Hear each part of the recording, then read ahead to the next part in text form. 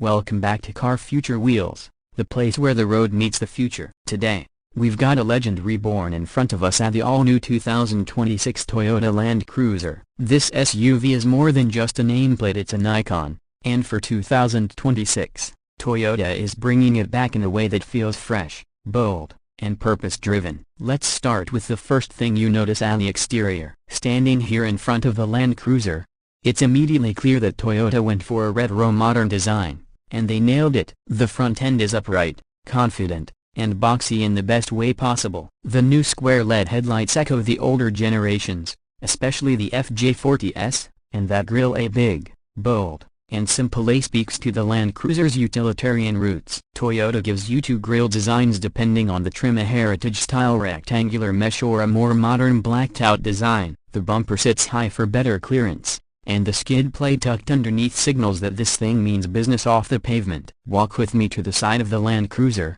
and the proportions feel just right. It's shorter and narrower than the 200 series, but that's intentional. This version is built on Toyota's TNGA body-on-frame platform, just like the bigger Sequoia and Tundra, but it feels more agile. The fender flares are pronounced, giving it that muscular stance. Depending on the trim, you get 18 or 20-inch wheels, wrapped in either all-terrain or highway tires. The side profile is clean, flat, and functional, and the belt line is high. Windows are tall, and you get a clear view all around. Roof rails are standard, and those squared-off mirrors are designed with visibility and off-road durability in mind. Coming around the back, the design stays clean and rugged. The tailgate is a traditional lift-hoop style, no split tailgate here like the old models. The rear lines are LED and squared off to match the front's design language. There's a tow hitch tucked neatly into the bumper, and with proper equipment, this Land Cruiser can tow up to 6,000 pounds. Ground clearance, you're looking at nearly 9 inches depending on tire and trim, and with the shorter overall length compared to its predecessor, this SUV is more nimble than it looks. Now let's step inside, because this is where Toyota did something really smart. They didn't just go full luxury, they blended rugged durability with just enough tech and comfort to satisfy modern buyers. The base model comes with durable cloth seats, rubber floor mats, and physical buttons, and the kind of stuff you want when you're actually getting this truck dirty. But if you step up to higher trims, you'll get leather-trimmed seats, a heated steering wheel, ventilated front seats, and a premium 14-speaker JBL audio system. The layout is clean and purposeful. The center stack is dominated by a 12.3-inch touchscreen or an 8-inch one on the base trim, running Toyota's latest infotainment system with wireless Apple CarPlay and Android Auto. The back controls are thankfully separate from the screen, with big physical knobs that are glove-friendly. Behind the wheel, the digital gauge cluster is clear and customizable, but still feels grounded. No over-the-top graphics, just the info you need. In terms of space, front passengers get supportive, upright seats with plenty of headroom. The second row offers solid legroom even for taller adults, and cargo space in the back is generous, especially since there's no third row seating in the US version. Toyota decided to skip the 3-row setup for this generation, aiming more at the off-road and adventure crowd than the suburban family hauler segment. And honestly, that's a good call. Under the hood, let's talk performance, because this is where Toyota really changed things up. Gone is the big thirsty V8 from the old model. Instead, every 2026 Land Cruiser is powered by the iForce Max hybrid powertrain. That's a 2.4-liter turbocharged 4-cylinder engine paired with a 48-horsepower electric motor integrated into an 8-speed automatic transmission. Total system output, a very healthy 326 horsepower and 465 pound-feet of torque.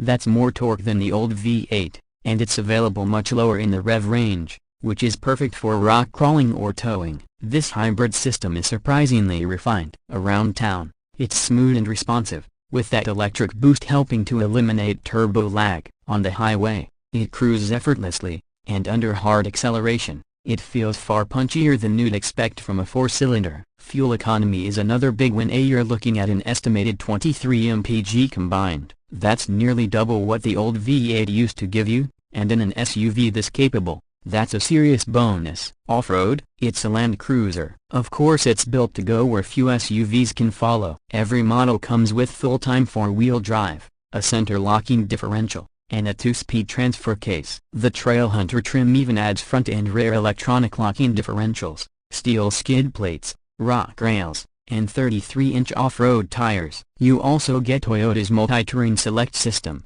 crawl control, downhill assist control, and an available disconnecting front sway bar. Basically, if you're into overlanding or serious trail work, this thing is ready out of the box. The ride quality is also surprisingly refined for a body-on-frame SUV. Toyota uses coil springs all around, and while it's firm over sharp bumps, it's never harsh. Highway cruising is smooth, and wind noise is kept impressively low. Steering is light but accurate, and visibility is excellent thanks to the tall glass and high seating position. It doesn't feel like a boat, which is what made the older model a bit tiring in tight areas. Now for the numbers. Pricing. Toyota did something interesting here. The Land Cruiser starts at around $55,000, which undercuts a lot of its rivals, especially luxury brand SUVs with similar capability. That base model is called the 1958 edition, and it's meant to honor the very first Land Cruiser sold in the US back in 1958. It's simple, focused, and built for those who care more about trails than touchscreen sizes. The mid-grade trim A, simply called Land Cruiser A, starts around $61,000 and adds more tech and comfort. Then there's the top-tier Trail Hunter model, which goes for about $72,000 but comes fully kitted with off-road gear and unique styling touches. What Toyota has done here is clever. They've managed to make the Land Cruiser both more affordable and more capable for the audience that actually uses them. Instead of chasing the high-end luxury SUV crowd, they've aimed squarely at people who want something reliable, durable, and ready to go anywhere. It's the kind of SUV that feels just as comfortable on a trail in Moab as it does pulling into a grocery store latte, and that's a rare combination these days. So, what's the verdict? The 2026 Toyota Land Cruiser is a return to form. It's a no-nonsense off-roader that brings the right mix of modern tech and old-school toughness. It's not flashy, and it doesn't try to be. What it is dependable,